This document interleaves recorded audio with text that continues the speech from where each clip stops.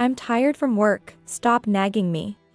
Besides, you've been neglecting your appearance lately. If you're going to complain, at least try to increase your charm as a woman. My husband mocked me with a disgruntled expression. I was shocked by my husband's words, knowing he was aware of my feelings. Angry at him, I made a phone call on the day of our wedding. It's our wedding day today. Hurry up. Thus, my husband ended up losing everything. My name is Valerie Reynolds, 28 years old. I have been married to Greg for 2 years. After losing my parents in an accident as a child, and with no relatives, I grew up in an institution. I went to college, financing it through part-time work and scholarships, leading a busy life. However, I didn't want to end my college years with just work and study. So I also participated in club activities, enjoying fulfilling days. My husband, Greg, attended the same university. But we had no interaction as we were in different departments and clubs. We started dating in our 3rd year of college after being introduced by a mutual friend. After graduation, we continued dating, and he proposed 2 years into our jobs, beginning our wedding preparations. Initially, I was hesitant about the need for a wedding. Having lost my parents early, I had become quite pragmatic, thinking weddings were a waste of money and time.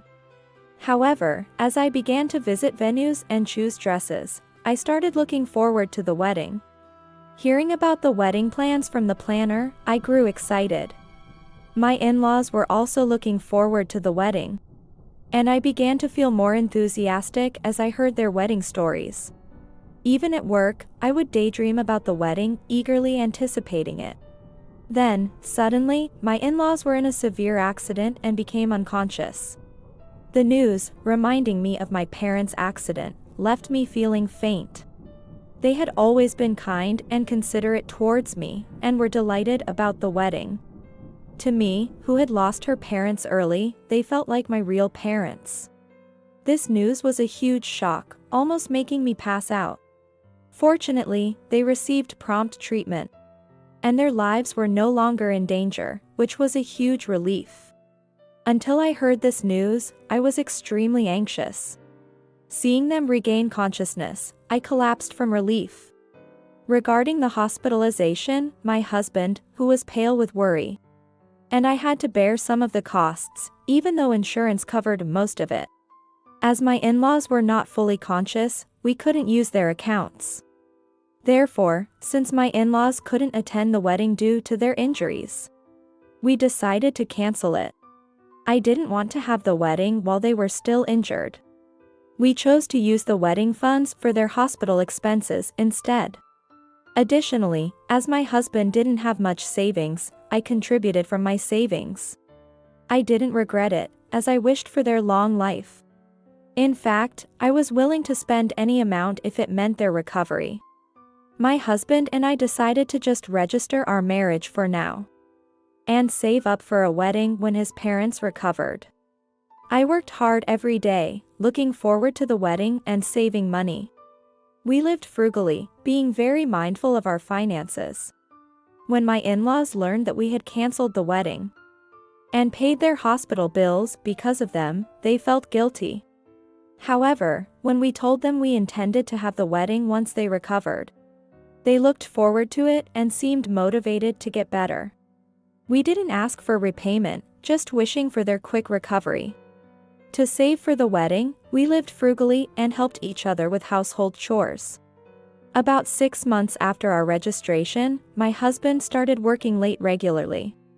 We used to have dinner together, but he began coming home exhausted, just before midnight. As a result, he said he didn't need meals and started going straight to bed as soon as he got home. Due to my husband's continuous late return from work, looking utterly exhausted, I started to worry about his health. It was unusual for him to do overtime so frequently, but initially, I thought it might just be a temporary situation. However, a month passed, and nothing changed. My husband was either late due to overtime or out for work even on weekends. Consequently, I ended up doing all the household chores we used to share. Exhausted from both work and household duties. I was concerned about the sustainability of this lifestyle. Hey, you never used to do overtime before. What happened? Initially, I didn't want to disturb my tired husband, but his unusual behavior prompted me to ask. I started to distrust his company, thinking it had turned into a sort of evil company. The lack of rest worried me about his health. Although I asked him gently, my husband replied irritably, taking his frustration out on me. Stop bothering me. I'm tired, don't talk to me. He was unwilling to engage in conversation. While I understood that tiredness could affect his mood, his complete refusal to communicate was problematic. Whenever I insisted on talking, he would snap at me. Our conversations dwindled, and our relationship grew cold. Despite my efforts to discuss things, my husband wouldn't engage seriously. So I found myself hoping that his overtime would end soon. I thought that if his overtime ended and we returned to our previous lifestyle, our relationship would improve. However, my husband's return continued to be late as usual. When we had been registered for a year and my in-laws' health improved, and our savings began to grow, I thought it was time to consider our wedding. I was excited about the wedding, and so were my in-laws, so I suggested we start preparing. It's been nearly 2 years since we registered. And your parents are getting better, right? Shouldn't we start preparing for the wedding? I had been patient until then, but now I felt it was the right time to bring it up cheerfully. However, my husband was not enthusiastic and evasive. A wedding, huh? Isn't it fine if we don't have one? Despite knowing how much I was looking forward to the wedding, my husband seemed uninterested and tired. Your parents are also looking forward to it. Let's start preparing. Even when I persisted, my husband began to treat me dismissively. Stop nagging me when I'm tired. Weddings are a waste of money. We don't need to have one. He opposed the idea, begrudging the expense. This was unlike the man who had promised to have a wedding before our registration. Our discussions often turned into arguments filled with anger and sadness. Moreover, my husband started complaining about my appearance. You used to look prettier before we got married. It would be embarrassing to attend a wedding looking like that. I had minimized my beauty expenses to save for the wedding and the treatment of my in-laws. So it was obvious. I had even reduced my visits to the beauty salon.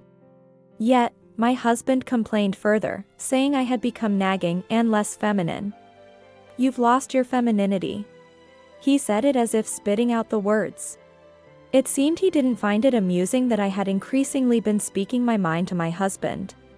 As a married couple, our interactions were naturally different than when we were dating.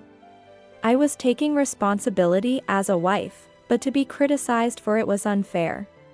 Feeling aggrieved by his remarks about not being feminine and his lack of concern, I struggled to hold back tears.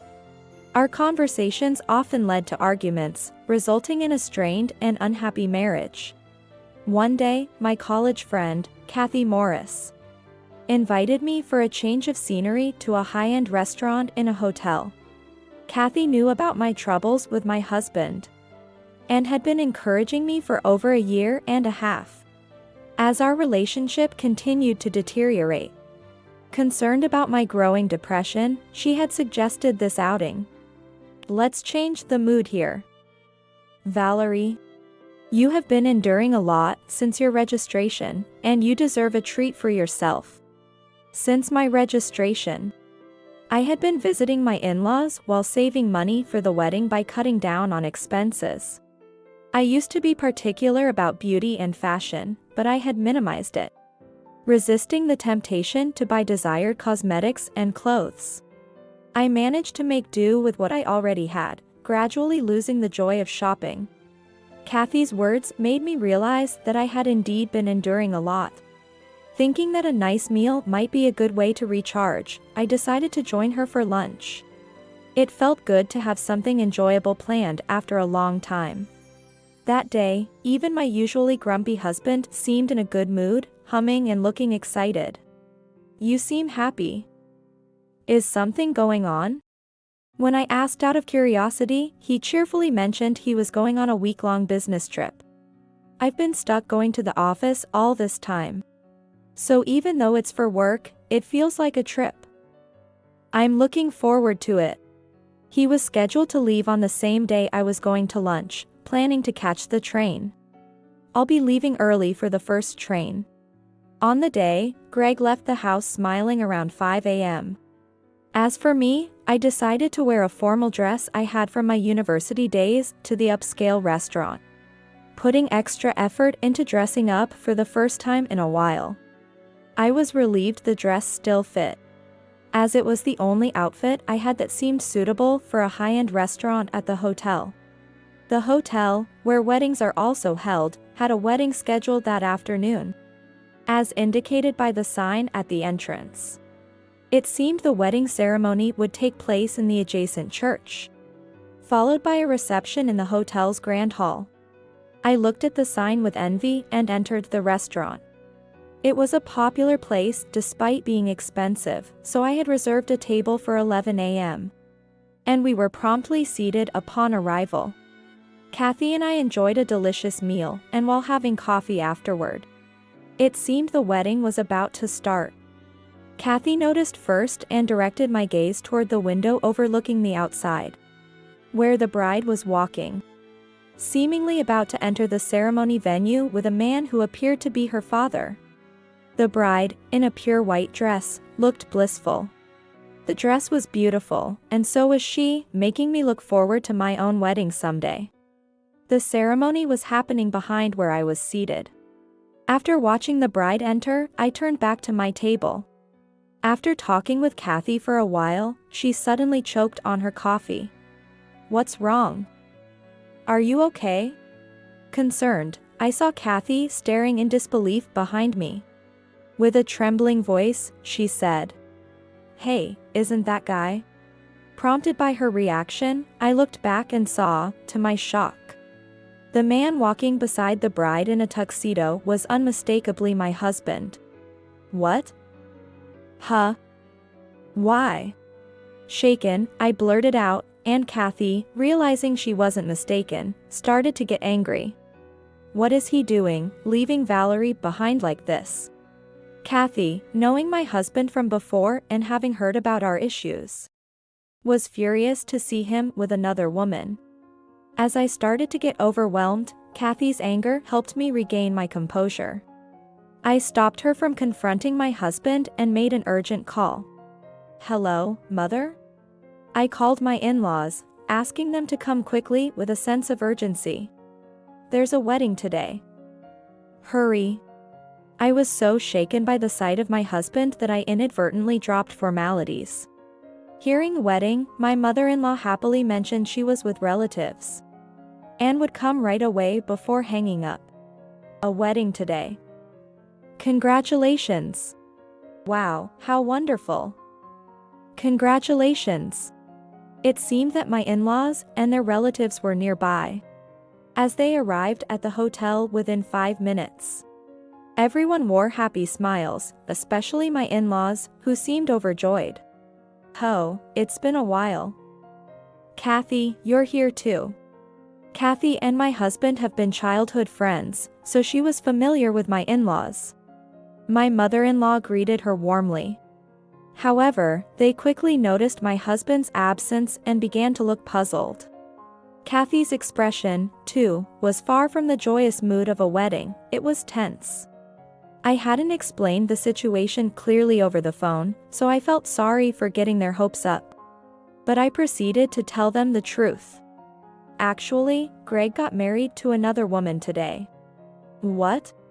Normally, someone already registered wouldn't have a wedding with another person. At first, they were frozen, not understanding my words. But as they grasped the situation, anger towards my husband began to surface. "What? What is Greg doing leaving Valerie behind?" Before my in-laws arrived, I had informed the hotel that my husband's parents and relatives would be coming. So we were led into the reception hall. The staff at the venue were surprised by our sudden entrance. Judging by the faces and the number of people, this wedding seemed to be a small affair. It looked like the bride's relatives and friends, with none of my husband's acquaintances present. What is this all about? The bride seemed angry at our interruption, but my husband, noticing us, froze. Taking a deep breath, I raised my voice and confronted my husband. You said you were going on a business trip. What are you doing here? You're already married to me. Why are you having a wedding with someone else? As I spoke, anger surged within me at the thought of my husband neglecting our wedding plans to cheat. My words caused confusion among the guests, who looked at us incredulously. My husband, not expecting me to be there, remained flustered. I've been talking about having a wedding, and you ignored it.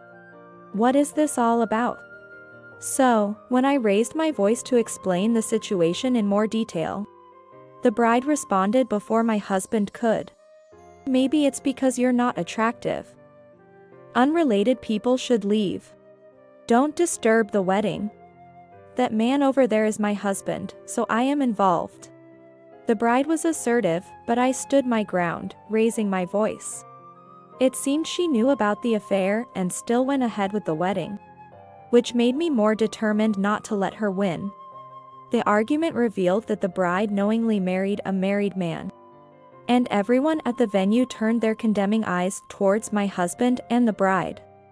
We approached the two as they stood there. My husband, still trying to make excuses, was cut off by my firm statement. Look, this is a misunderstanding. It's not what it looks like. You've been cheating for over a year. Did you think I didn't know? My husband was shocked and froze.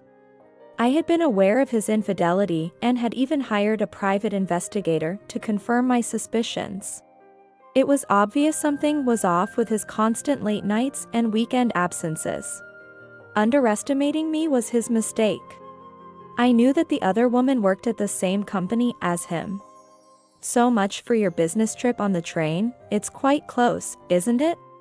I had suspected that his business trips were to meet his mistress, but I never imagined it would be for a wedding so close by. My husband paled and shrank under my accusation. Turning away from my husband, I addressed his mistress directly. You're Aaron from his workplace, right? You knew he was married and still pursued him. You do know that's wrong, right? It seemed that my husband, flattered by the attention of a younger woman who made no secret of her feelings for him, had willingly entered the affair. I didn't intend to forgive my husband for not refusing, but I also thought it was problematic for someone to pursue a married man knowingly. I addressed Aaron, who seemed to lack common sense, in a tone like speaking to a misbehaving child. However, Aaron seemed annoyed for a moment by my tone, then quickly adopted a smug expression, mocking me. Acting all high and mighty. Greg got tired of you, didn't he? I heard that you were done as a woman after you got married. She laughed at me, believing she was more attractive as a woman. Even in this situation, she seemed to think she was in the right, remaining defiant despite the affair being exposed. Glancing at my husband, he was surrounded by my in-laws and Kathy, seemingly being lectured but still making excuses. Seeing that Aaron wouldn't admit her wrongdoing, I decided to show the evidence. You're unashamed. Fine, I have my own plans. I approached the hotel staff and arranged to use a projector, which seemed to be set up for entertainment. Once everything was ready, the staff dimmed the lights at my request. Look at this. This is the evidence of their affair. I connected my smartphone and announced, displaying photos of my husband and Aaron's affair on the screen. I had received the proof in digital format and had it ready on my phone. The guests at the venue reacted with shock and disbelief, murmuring in outrage at the bride. Seeing the evidence, my husband and Aaron frowned, realizing they were in a bad position. After presenting all the evidence, I turned to them and demanded compensation. Then, the two whispered to each other and approached me with forced smiles. "Please, this is a misunderstanding. This isn't really a wedding." "Exactly. This is just a bridal show for work." They blatantly lied to avoid paying compensation. The hotel staff and everyone present looked on with disdain, with a staff member murmuring that they hadn't arranged for such a show. And this was indeed a real wedding. Aaron had been mocking me for being neglected by my husband. No one believed their denial of the affair. The venue fell silent for a moment, but after the staff's comment, the guests began to react. They expressed their anger, with some friends deciding to cut ties and start leaving. "Wait, no. Please." Aaron seemed confused, perhaps expecting her acquaintances to support her, but they gradually left. I then turned to my husband and delivered the final blow. "I'll be taking that compensation. And Greg, don't expect to work as usual, I've already informed your company about this." I had inquired with my husband's company about his supposed business trips, realizing he was using work as an excuse for his affair. I had called his office to inquire about his work attendance. "What do you mean?" My husband was flustered, not expecting me to go this far. It turned out he had been leaving work on time without any overtime. When I mentioned his continuous late nights, the company was quite surprised.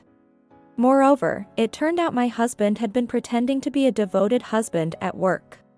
When I called, they immediately expressed concern for me. The reason for their concern was that my husband had lied about needing time off for this business trip, claiming that I was ill and required care. He had even been acting as if he was struggling due to my illness for a while. Once I explained the situation, it seemed the news reached his boss, who could be heard expressing anger over the phone. Of course, I also mentioned his affair. My husband hadn't shown any inappropriate behavior with Aaron at work. So this news was also met with surprise. "What have you done? That's terrible. Harassing me just because he didn't pay attention to you." When I mentioned informing the company, they angrily blamed me. But my in-laws and Kathy were there, defending me and retorting back. After making my point clear, I left the hotel along with the departing guests. Later, I filed for compensation and requested a divorce. "I didn't mean for this to happen. Please forgive me. After having a wedding with your mistress, how dare you?" My husband cried and begged, but I was disgusted by him. My call to his company had already led to his isolation at work.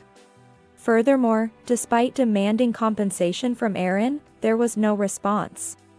So I contacted her parents, and they apparently scolded her. Because of that woman telling my parents about the affair, I've been disowned.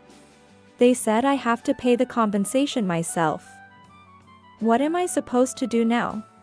Her complaints to my husband at the office led to an argument, and the details previously known only to a few spread throughout the company.